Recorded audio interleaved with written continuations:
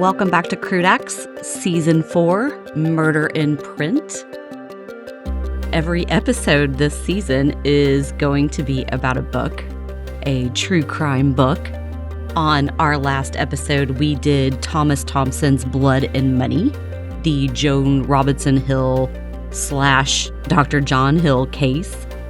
Today's book is titled Run, Brother, Run, and it was published in 2013, so it's a little more recent.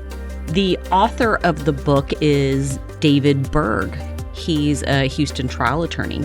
He's one of the most respected in the city. And this book that he wrote is about the murder of his brother. He spent 40 years not talking about this, about the worst thing that's ever happened to his family. He spent 40 years sitting on it, and then he wrote it all down. So the subtitle to the book is A Memoir of a Murder in My Family. But the book is not just a memoir. It's a grief document. It's a legal brief. It's a family autopsy and a love letter. Not necessarily a tender one, but it's an honest one, which I think is worth more in the end. Berg's authority isn't journalistic. It's autobiographical. It's legal. He was there during this case, and so this book comes a lot from his own experiences. His biases are visible, and he names them from the first page. He tells you exactly who he is, and he lets you decide what to do with that. So that's a very different relationship with the reader than the book we did previous to this episode. It's very different than what Thomas Thompson did, and more honest, I would even argue. So keep that in mind. This book is a controlled burn, is what I like to call it. David Berg holds his grief and his fury just long enough to let the facts do the work for him. And then at specific moments, he just lets it go. He lets his anger show, and I think it's great. And those passages are the ones that stick with you when you read it. So I totally recommend this book. I'm going to tell you all about it here, but he does it, of course, a lot better. But here we go. Let's talk about Run, Brother, Run. I'm Jen Schaefer. This is Crude Acts, a true crime podcast. This is Season 4, Murder in Print, Episode 2, Run, Brother, Run.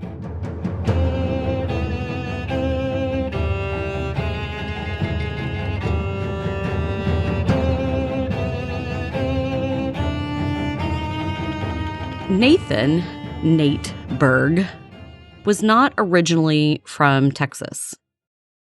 That mattered in mid-century Texas, especially if you were Jewish and you were trying to make your way into a place that already had decided who belonged and who didn't. Nate came to Houston because he was the kind of man who liked to build things. He was a businessman. He had a talent for sales and building relationships. He started a carpet business, and he built it from the ground up, hoping to leave what a father wants to leave most for his family, a legacy. But Nate also had a temper so bad that it could strip paint. That temper is the reason why his wife divorced him, and his sons, he had 2 of them, had a strained relationship with them. So these are his sons. David, the writer of the book, the guy I told you about, he was the younger one. He was bookish, he was already pointed towards law. He was well-behaved despite his teenage rebellions that he did. But he was methodical. He was pointed towards law when he was young. So, good kid. And then there was his brother, Alan. So Alan was the older one.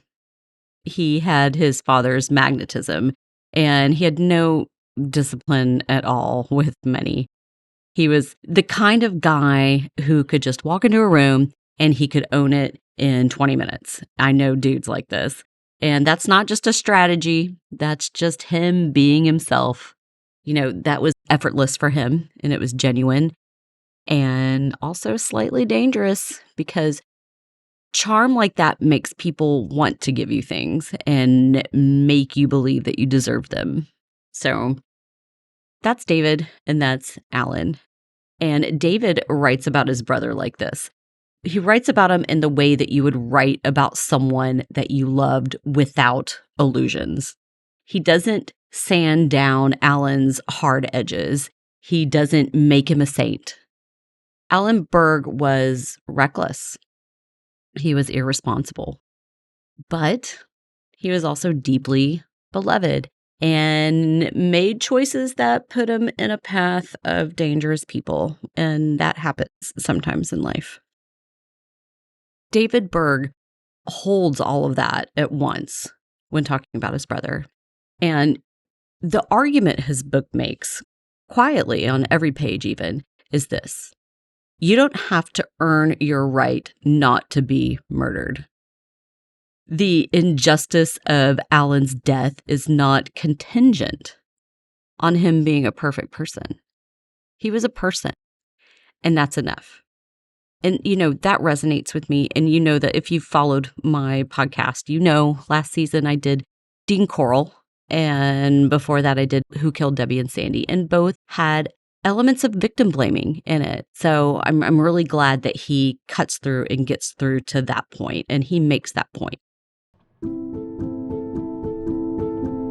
To really understand what happened to Alan, you've got to understand how he went into this with the father, Nate.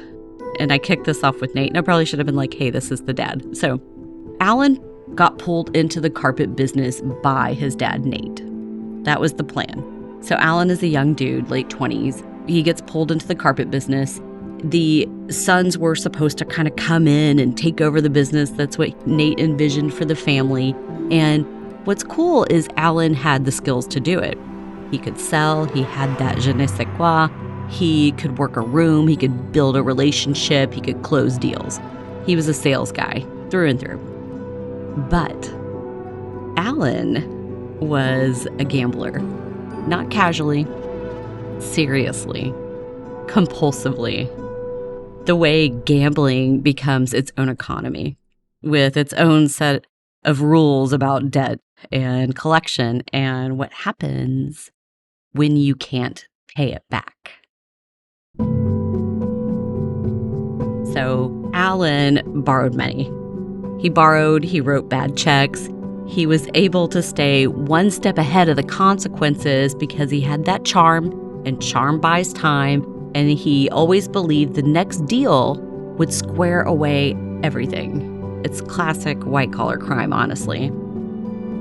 So one of those deals that he was believing would help him out, one of those deals took him to Beaumont.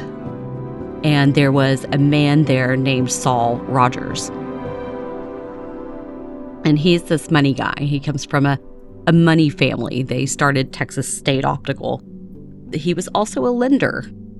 It was 4 brothers. They were well-to-do in Beaumont. And they loaned money. He was an operator in the Gulf Coast gray economy, we'll call it that. And that's the one that runs in between gamblers and legitimate businessmen and all of those people that move between both of those worlds. And we talked about that a little bit in our last book. Well, Alan went to this guy for money, and he got it from him. And he also got an introduction to an idea. This is from Rogers to Alan Berg. A man from Spain was putting together a gambling boat operation. So Saul Rogers had shares in Caesar's Palace in Las Vegas and wasn't allowed to own other gambling interests elsewhere. So he needed Alan to front for him. So Saul set the gambling boat up to be run by this man named Ted Lewin. This guy was a Las Vegas bookie. So this is what he set up. So Saul had Ted Lewin running the gambling show. He wanted to bring in Alan to bring in the business. Well, before it even got off the ground or off the land, I guess you could say, FBI got wind of it. And the deal basically was, quote, dead in the water before it could even begin. But that introduction to Lewin, in turn, introduced Alan to the world of sports betting. And that's when he got totally hooked. So he's already into gambling. He's introduced into sport betting. He's ready to rock and roll this one. All the while, Alan is working for his dad, and he's working for the carpet business that was quickly expanding. They opened an operation out of San Antonio. Alan was in charge of finding someone to run it, and he brought in a man named Frank DeMaria. The way DeMaria is described in the book, it reminds me of the Penguin from Batman, and not the new show that came out where the guy's kind of taller. No, the Danny DeVito one, or even better, the one from the Alan West version of Batman back in the day, back in the 60s. This guy DeMaria was short, he was bossy, and he was Sicilian. So initially, business was booming in San Antonio under Frank DeMaria. But then Nate started noticing losses, and they became bigger losses. And then he discovered that Frank and his crew had been lying to customers, stealing money, and stealing from the business. It seemed to me, at least, that he was using the business as like a money laundering operation. It doesn't explicitly say this, but that is what it seems like to me. So Nate responds to this man ruining his business in San Antonio, and he doesn't do it with a lawsuit. He does it with something far more dangerous. He went to war the only way he knew how, and that was through relationships. He started telling people, every baker in Texas, every business contact, every man in the network he'd spent decades building, he told them all that Frank DeMaria was a thief. He called him out publicly and repeatedly. He tried to bury him financially. He was loud about it and effective and relentless. Well, Frank DeMaria didn't forget that. And this is the engine of everything that follows. Everything that I just told you. And it wasn't Alan's gambling debts, though those mattered. And it wasn't the gray economy that Alan moved through. We met Saul Rogers and all of that because that's all there. That actually helped provide a cover story for what happened. The engine was a businessman's hatred and vengeance. It kind of reminds me of that quote from The Princess Bride. Never go in against a Sicilian when death is on the line. That's kind of what I'm thinking here.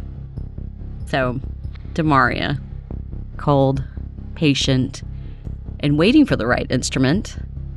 He wanted to destroy Nate Berg, and Nate Berg, without knowing it, had handed him a way in. By the summer of 1968, men were after 31-year-old Alan Berg for money. And this wasn't new.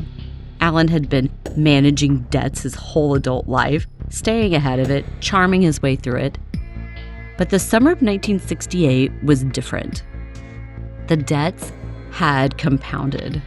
The people he owed money to weren't easily swayed by his charm as they once were.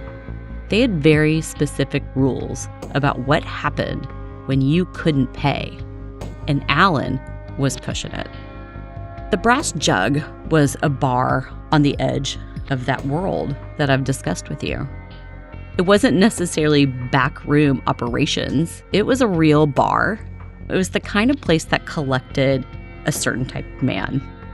Salesmen, gamblers, operators, men who ran on hustle and credit, and the belief that tomorrow's deal would square everything away from yesterday. It was in an area of town called Sin Alley. I've talked about Sin Alley before. The Galleria hadn't quite been built yet, but it was right over there by the Galleria on the other side of 610. And that's where some seedy stuff went down. So Alan's at the Brass Jug, and someone calls him up at the bar knowing that he was there. And it was a woman. and she had an offer. The kind of offer that makes a man go walking into a parking lot on a summer night without thinking too hard about why.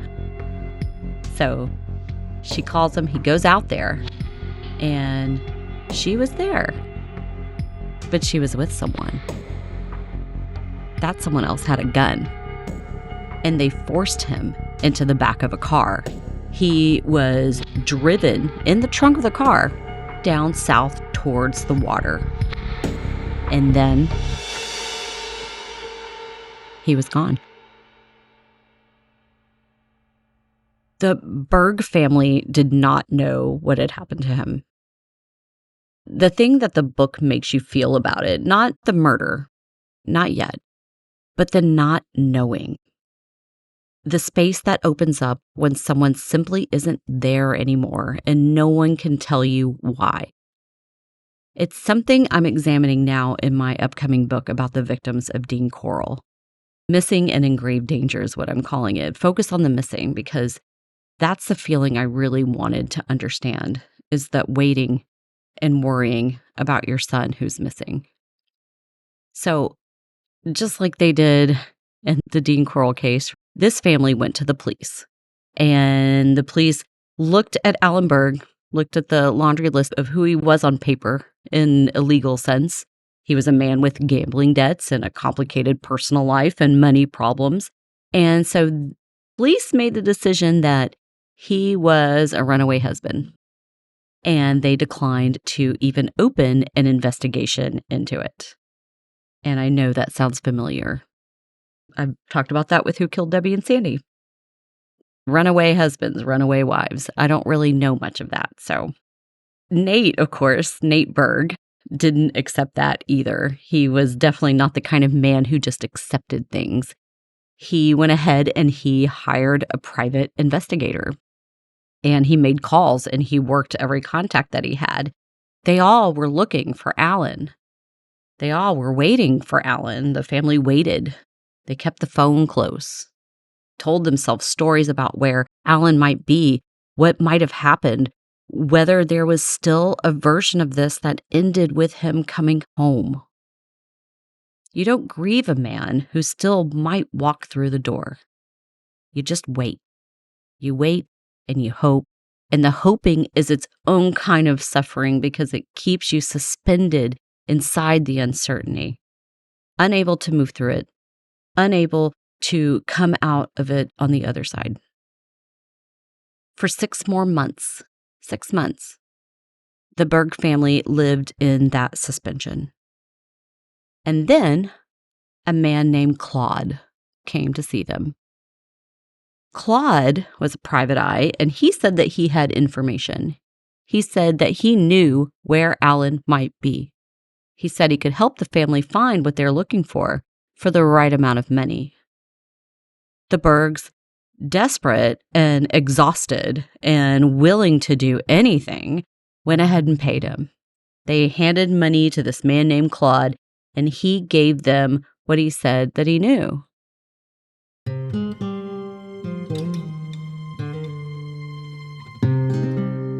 Basically, this was extortion dressed as mercy.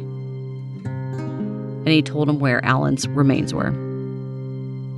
They were found in a ditch near Surfside, out near the water, the kind of place you put something you want to stay lost. The 6 months of not knowing ended, and what replaced it was not relief. It's not.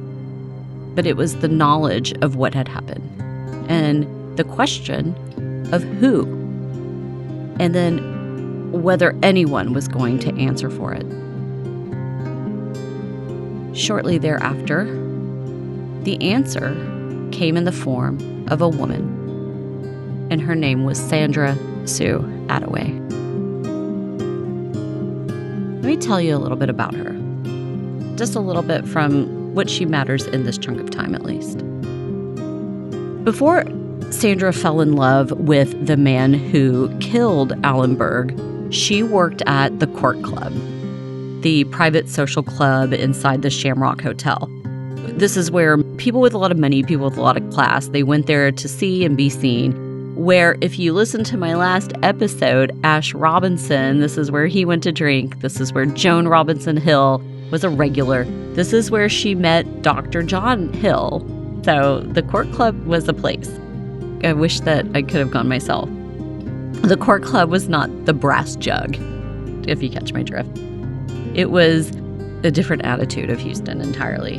And this tells you something about the range of worlds that this woman, Attaway, moved through. And something about how porous the walls between Houston's legitimate and illegitimate economies actually were. Sandra Attaway agreed to testify as to who killed Allen. And what she gave the prosecution was 12 pages, typed, single-spaced. She said that she was in that parking lot the night Alan Berg disappeared. She watched the man that she was in love with put him into the trunk of the car. She saw what happened afterward at the water. And then she named the man who did it. She described his method, laid out what she'd been told about the motive. It was 12 pages. One witness. It was, on its face, more than enough to convict who did it. The man she named was a contract killer. He was born in Lovelady, Texas in 1938. He'd sold encyclopedias. He'd sold dental equipment. He was a professional gambler who had crossed at some point in the early 1960s into something else. A man who treated murder as a trade, who was reportedly good enough at it to carry a business card that said, "Have gun will travel." He was a service provider. You had a problem, you found him, you paid him, he solved it. And that man's name was Charles Harrelson. And he was hired by a man named Frank DeMaria. This is all according to a 12-page typed document from a woman who saw and heard it all. So they arrest Charles Harrelson. They find him, they arrest him, he gets out, and then he jumps bail, and he takes off. Texas Rangers working with the Sheriff's Department from Brazoria and Harris counties and Atlanta police ran him down in Atlanta, Georgia in November 1968. He was brought back to Texas. And then, well, Charles hired a lawyer. And that lawyer was the one and only Mr. Percy Foreman. If you've been with us this season, you know that name. We've spent considerable time inside of Blood and Money with the Joan Robinson Hill case, the ecosystem of Houston courtroom power in the 1960s and 70s. It was so cool. Percy Foreman is the gravitational center of that ecosystem. He shows up wherever the money is and wherever the stakes are high, and he's the one that is there to take care of business. He was one of the most famous criminal defense attorneys in the state of Texas and probably the U.S. He's not cheap. Retaining Percy Foreman was a statement about resources, about access. Working class hitmen don't hire the most expensive attorney in Texas on their own. And I want you to chew on that, okay?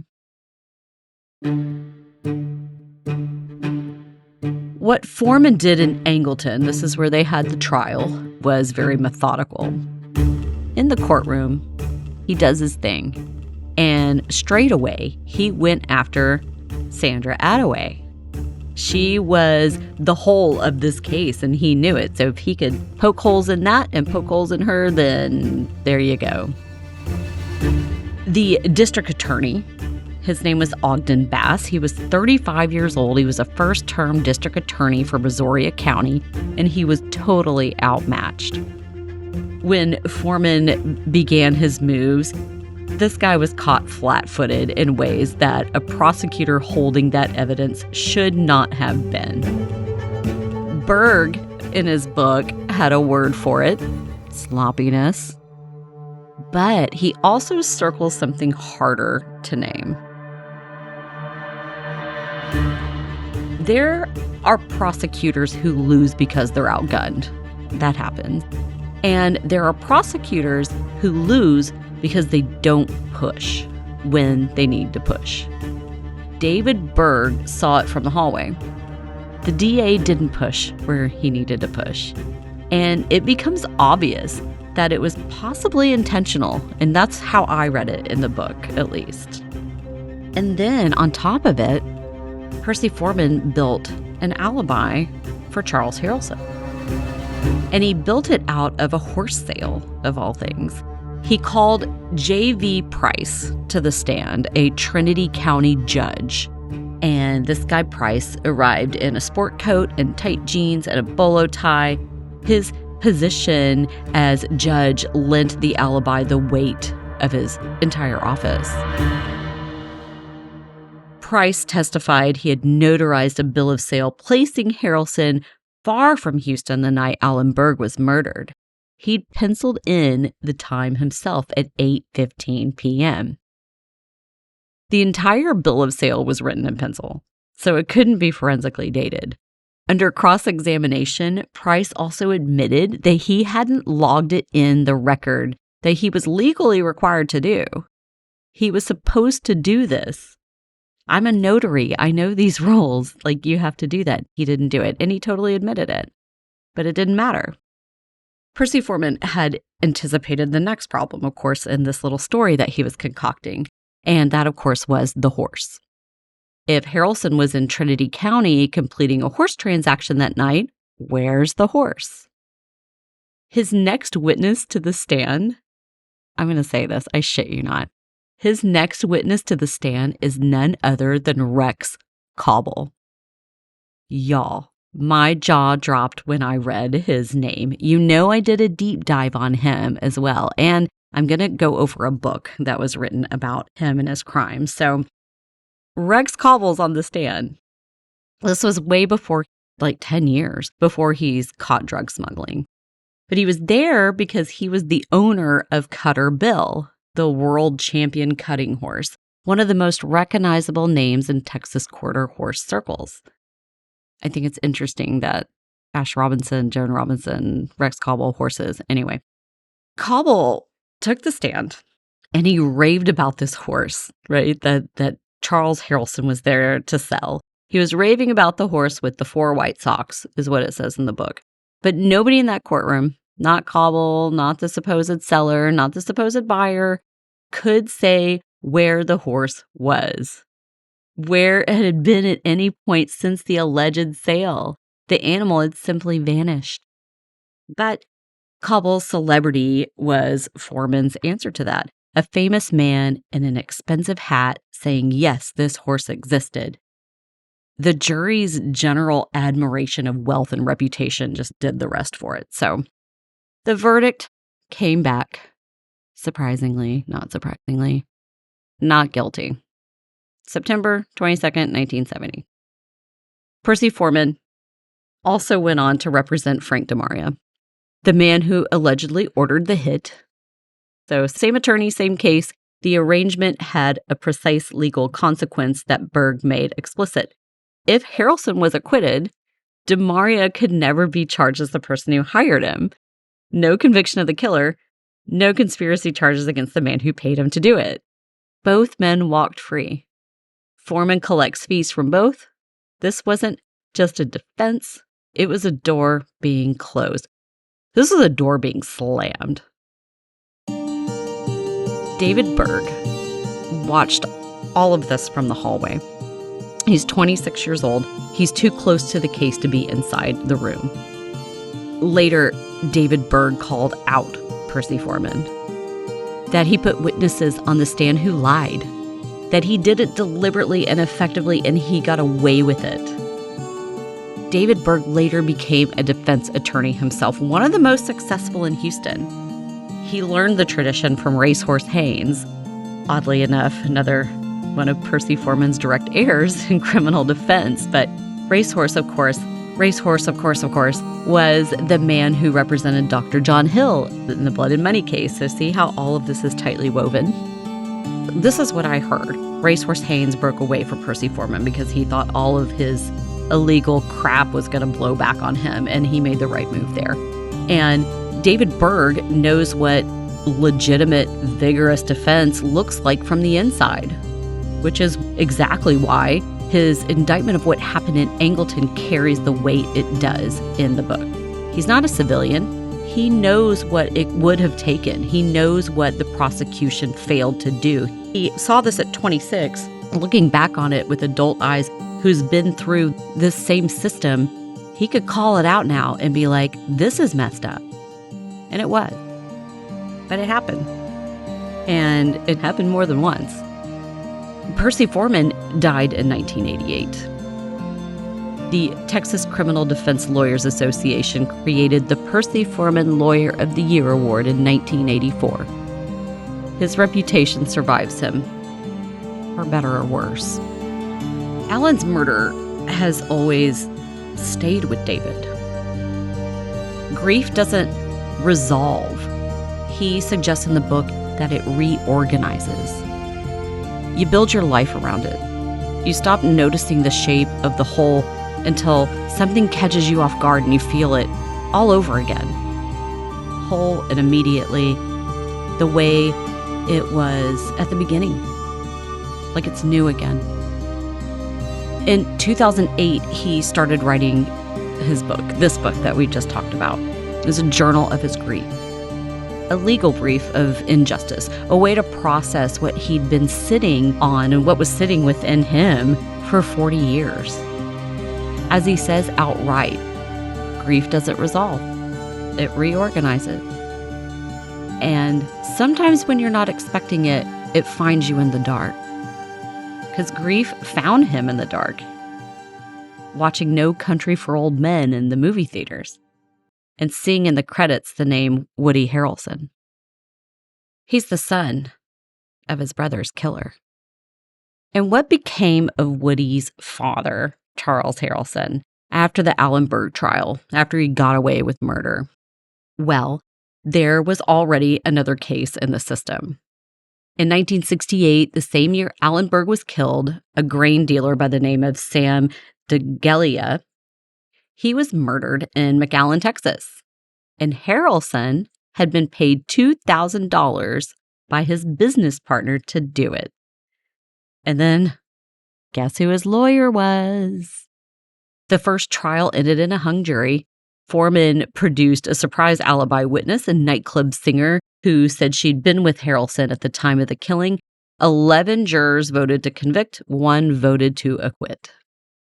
By the retrial in 1973, something had changed. Texas Ranger told Dawson, the lead investigator on the DeGelia case, arrived in the courtroom carrying a perjury arrest warrant for the nightclub singer. But she already left. She fled to Aruba before she could even take the stand. She knew that the perjury arrest warrant was coming her way. Without her, the alibi collapsed. Harrelson was convicted and sentenced to 15 years in prison. He served 5. He was released on good behavior in 1978, and he was back on the street within months. Doesn't end there. On the morning of May 29th, 1979, a federal judge named John H. Wood Jr. walked out of his townhouse in Alamo Heights, a neighborhood in San Antonio, on his way to work. He was presiding over the trial of an El Paso drug kingpin named Jamil Chagra. That morning, Harrelson fired 1 bullet from a high-powered rifle. It hit Wood, and Wood was dead before he hit the pavement. The full weight of the federal government came down on him this time. Harrelson was arrested in September 1980 after a 6-hour standoff in the West Texas desert, high on cocaine, firing at imaginary federal agents. He was convicted in 1982, 2 consecutive life terms, and then he died in federal prison in 2007. Charles Harrelson never faced any additional accountability for murdering Alan Berg. David Berg doesn't say this with bitterness. The bitterness is there, it's just below the surface. The way that he says it is the way that a lawyer states facts. Sam DeGelia was a grain dealer. Alan Berg was a carpet salesman.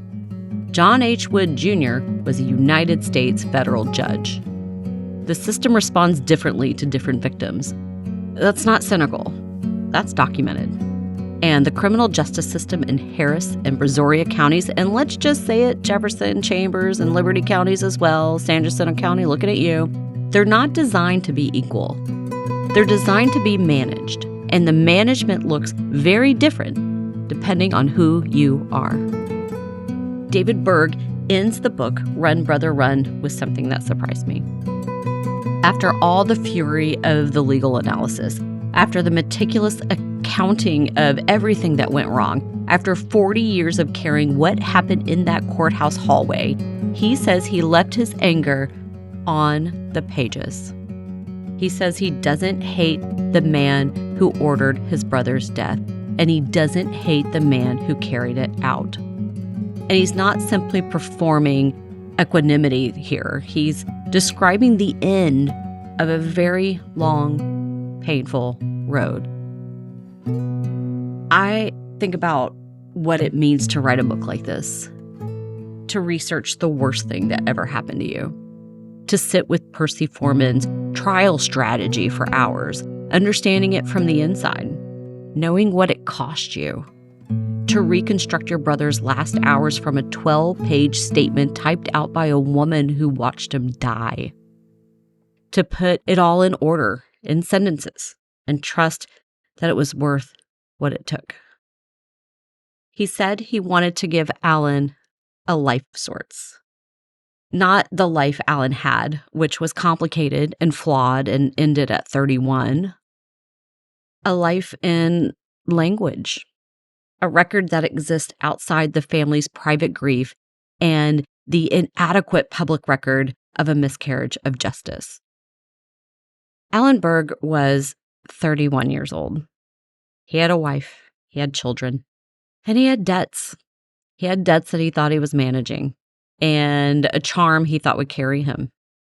And then he walked into a parking lot in Houston in the summer of 1968, and he didn't walk back out. His name was Alan Harry Berg, and now you know him too. His brother's book, Run, Brother, Run, is available wherever books are sold. Get a copy and check it out. It's really good. And I'm not just saying that because I just did a podcast episode about it. It's really good. And you'll learn more in it that I didn't go over. I just couldn't squeeze everything into this amount of time. So for now, I'm Jen Schaefer. And that's Crude Acts, episode 2 of season 4, Murder in Print. We'll be back next week. I haven't quite decided yet which book I'm going to do. I have a couple in mind. I might actually do the Rex Cobble book, since that surprised me with his little mention of his name. So I might do that. I want to thank everyone that's helped me with this podcast and this journey. And, thank you, Russell, for all the sound and all the things. And thank you, Amy, for being my rock. And thank you, Two Star Symphony, for my opening song. And it's become mine, and I really like it. Thank you, listeners, for coming in and listening. And I'm brain dead. I'm about to be almost finished with my master's in criminology. So I'm going through my final stuff right now. So I am brain dead.